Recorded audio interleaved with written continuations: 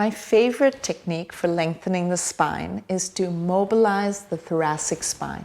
That's the 12 vertebrae to which we have ribs attached, 2 places on either side. So this part of the spine is pretty robust, it's pretty sturdy, you can put more pressure on it, the discs don't get into trouble as easily, we don't have nerve root pain so easily from there. So you can use more robust techniques to work that part of the spine.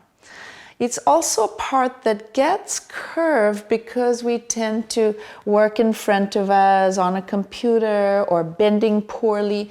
So over the years, that creates curvature, stiffness, and in extreme cases, even rigidity, because the bones can start getting fused with arthritic changes and inflammation happening. And then people can get pretty stuck in some curves in the thoracic spine. It's where I think of the neck as beginning in the thoracic spine. So an additional reason to help mobilize the thoracic spine is so that to improve your neck's chances of being comfortable and elongated and healthy.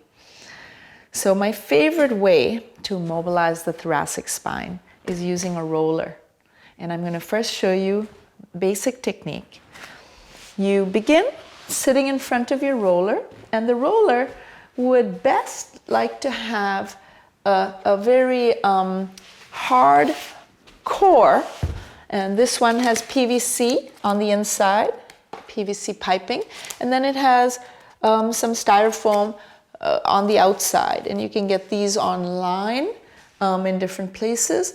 You can also get away with just a plain styrofoam tube or even the harder tubes. The styrofoam tubes tend to kind of indent after a while and not be that satisfying in the pressure they give you. There's a little bit, sinks into it.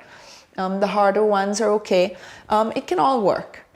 So you are sitting in front of it and you have bean-shaped feet about hip width apart, and then you're going to lower your thoracic spine onto the roller in a location that doesn't hurt particularly, that feels comfortable. So somewhere between the shoulder blades, and then you want to support your head so your neck is not left strained. And the hand hold that works best is either interlaced fingers, like that, or interlaced hands, which is what I prefer. And then I place that at the base of my skull, place called the occiput, and then I'm able to completely relax my head into the cradle that my hands are forming.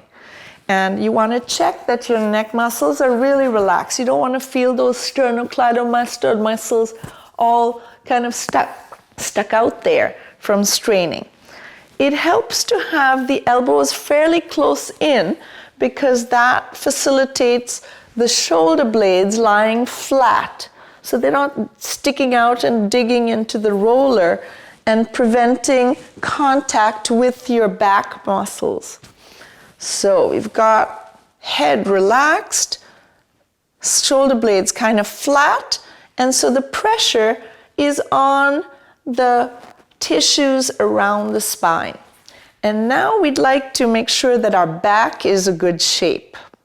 So not only is your head relaxed into your hands and your neck be nice and elongated and in line with the spine, you also want to take care that your rib cage is anchored. So this is absolutely not about arching back over the roller like this. This is a common mistake, and some people are taught to do that, unfortunately.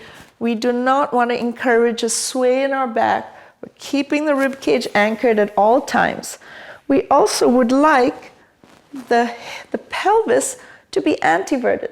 So we want the groin crease to be soft. We do not want to tuck the pelvis as we proceed.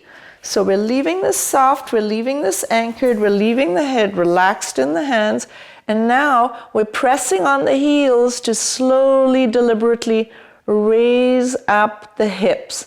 And as we do that, we might have to adjust the position of the feet to make it more comfortable. We start feeling more pressure on the thoracic spine. And that is the point of this. Now, before we go any further, I want to reiterate the warning that you've seen that you must get permission from a physician to proceed with this. You do not want to do this if you have any osteoporosis or osteopenia in your spine. And I recommend that you not do this the first time through without a teacher watching you for form and so on. It's tricky, it's nuanced, and this is a good videotape to follow if you've been shown this technique by a teacher, and then you can follow through. But first time through, get a teacher to spot you. Now, you are resting with your thoracic spine on the roller, got your head relaxed, bean-shaped feet, hips are going up, and you are trying to search where those hips need to go to maximize the weight on the roller. So depending on which part of your spine you are resting on, you're going to find that your hips need to go either higher or lower to get more weight. So you try. And since the whole body wants to remain that same shape, still this J spine, as your hips go up, you're going to find that your head goes down. It needs to go down so that your shape is still the same. And when you're working high up on your spine, at the high thoracic levels, you're going to find that the hips need to be pretty high to get a satisfying amount of weight on your spinal tissues. And then you're gently pulling your head away from your spine. That happens throughout.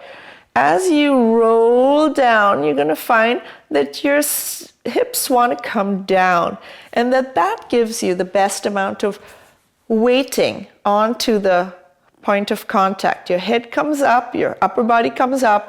As you roll down, now I'm towards the low part of my thoracic spine. My bottom is almost touching the floor, and my head, upper body is much higher. So as you're working high up in the thoracic spine around T1, T2, your hips go high, your head goes low. As you come down towards T10, T11, and 12, your hips are down and your upper body is higher.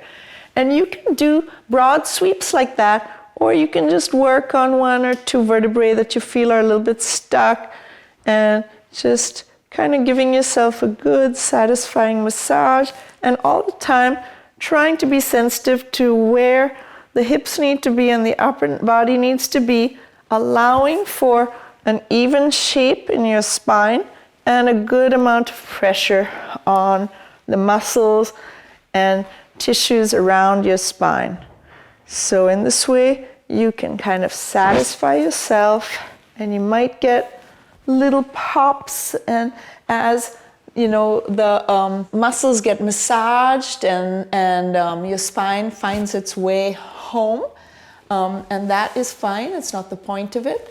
You're kind of giving your tissues around the spine a very satisfying massage and allowing for mobility and length.